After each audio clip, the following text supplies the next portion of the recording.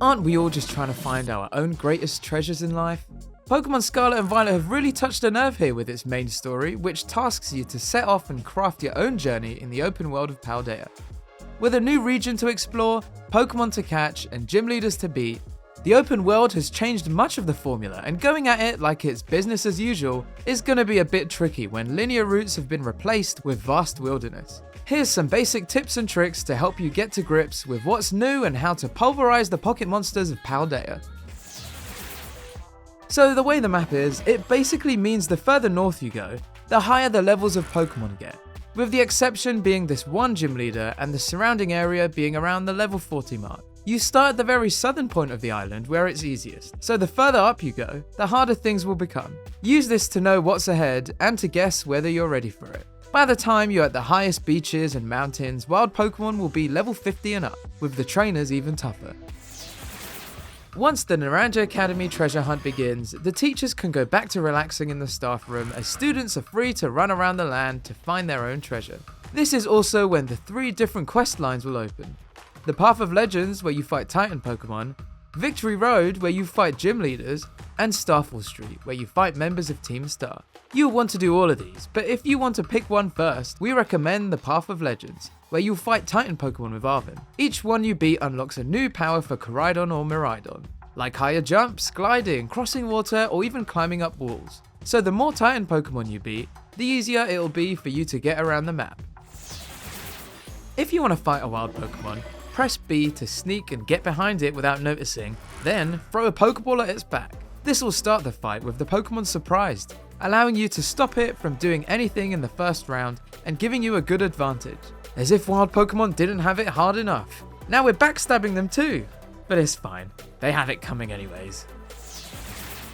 Trainers now don't challenge you unless you walk up to them and speak to them, meaning you'll only fight trainers when you want to. However, you should do it fairly regularly. Aside from the obvious EXP gain, it's the best way to make money, which you won't get for fighting wild Pokemon. Also, you'll sometimes find these Pokemon League reps at Pokemon centers that reward you for defeating a certain amount of trainers in the area. So it's definitely worth it, as he either gives you a TM or a hold item for your Pokemon. Terastallizing. The new power-up you can give your Pokemon changes their type to their Terra type. And no matter how silly it looks, it improves the power of all attacks that match that Terra type. So for example, a Venonat with a Psychic Terra type will become Psychic when you Terastallize them, replacing their other types, and their Psychic attacks will do a lot more damage. You need to be careful with Terastallizing too, as you're swapping out your weaknesses and strengths for new ones. But you also need to be careful about when you do it. You can only Terastallize Pokemon with your Terra Orb, and it loses its charge after being used once. It usually needs to be recharged at a Pokemon Center, meaning it's important to save this power for big threats and enemies. While you can go to higher level areas quickly and even catch level 50 Pokemon, they won't do what you tell them to do without the gym badges you get by beating gym leaders. Badges don't matter if you catch low level Pokemon and level them up, then they'll do what you tell them. But without enough badges, the high level Pokemon you catch will ignore the orders you give. This doesn't mean all you have to do is beat a high level gym though, as what level Pokemon will obey you is dictated by how many gym badges you have and not which ones you have. By pressing R, players can send out the first Pokemon in their party to follow them around in Let's Go mode. They can pick up items and auto-battle nearby wild Pokemon to earn EXP for themselves and the party. It's a good habit to get into, especially if your Pokemon are high level, though be careful about what you send them up against. Type advantage and level are taken into account and not what moves they have, so make sure they can handle whatever you're sending them up against.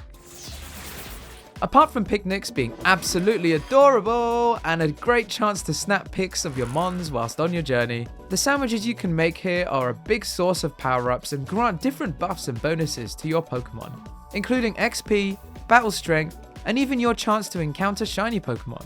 You can make sandwiches whenever you set up a picnic, or buy them pre-made from food vendors in towns. Also, you should keep a lookout for NPC picnickers while exploring. They'll give you ingredients for free. As you explore, you'll see beams of light that mark Terra raids, large crystals where you can team up with up to 3 other players, online or NPC, to fight a powerful Terastallized Pokemon with a rare Terra type. Beating these gains you a lot of rewards, including a chance to capture that Pokemon, Terra Shards, which let you change a Pokemon's Terra type after you beat Gym Leader Larry, and a chance to enjoy one of the best songs in the soundtrack.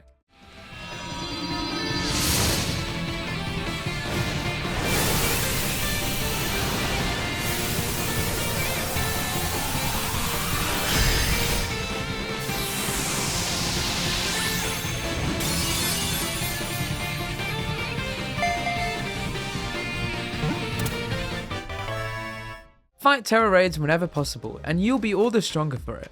If you can find a friend or a random team via co-op, your chances will be even better.